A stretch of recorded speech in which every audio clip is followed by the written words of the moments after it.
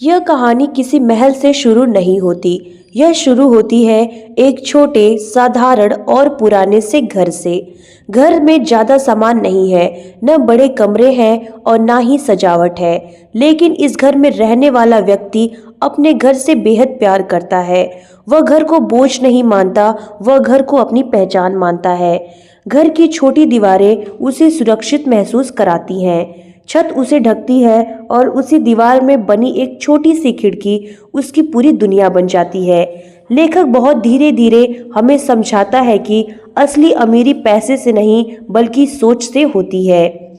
वह खिड़की सिर्फ हवा और रोशनी के लिए नहीं बनी, वह खिड़की उम्मीद के लिए बनी है। जब घर के अंदर अंधेरा होता है तो वही खिड़की रोशनी लाती है। जब मन उदास होता है तो वही खिड़की बाहर से दुनिया दिखाती है। पात्र खिड़की से बाहर झांकता है, वह लोगों को चलते देखता है। पात्र खिड़की से झांकता है, वह लोगों को चलते देखता है। बच्चे को खेलते देखता है, आसमान के बदलते रंगों को देखता है।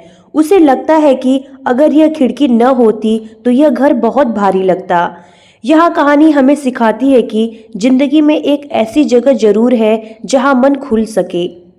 इस कहानी में गरीबी छुपाई नहीं गई है, पैसे की कमी है, सुविधाएं कम है, लेकिन सबसे जरूरी बात कहीं भी शर्म नहीं है। पात्र अपने हालात से भागता नहीं, वह अपने घर से मुंह नहीं छुपाता है। उसे लगता है कि जो उसके पास है वही काफी है। वह छोटी छोटी चीजों में खुश रहना जानता है। एक कुर्सी, एक खाट, एक खिड़की, यही उसकी दुनिया है। यह हिस्सा हमें सिखाता है कि कम में भी संतोष हो तो इंसान बड़ा बन जाता है। खिड़की के बाहर की दुनिया बहुत तेज है, लोग भाग रहे हैं, हर कोई आगे निकलना चाहता है। शोर है, दिखावा है और दौड़ है। लेकिन खिड़की के अंदर की दुनिया अलग है। वहाँ शांति है, वहाँ सोचने का समय है। पात्र बाहर की दुनिया को देखता है लेकिन खुद को उससे बांधता नहीं है। वह समझता है कि हर चमक खुशी नहीं होती। यह हिस्सा बहुत चुपचाप हमें सिखाता है कि दौड़ से दूर रहकर भी जिंदगी जी जा सकती है। धीरे धीरे कहानी भावुक हो जाती है। दीवारें सिर्फ दीवार नहीं रहती, वे सब कुछ देखती हैं, हंसी भी देखती हैं और आंसू भी देखती हैं।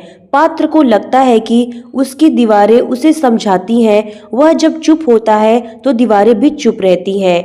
यह घर सिर्फ रहने की जगह नहीं है, यह उसकी यादों का घर है। यह हिस्सा हमें सिखाता है कि जहां अपनापन होता है वहां चीजें भी अपने आप बन जाती हैं।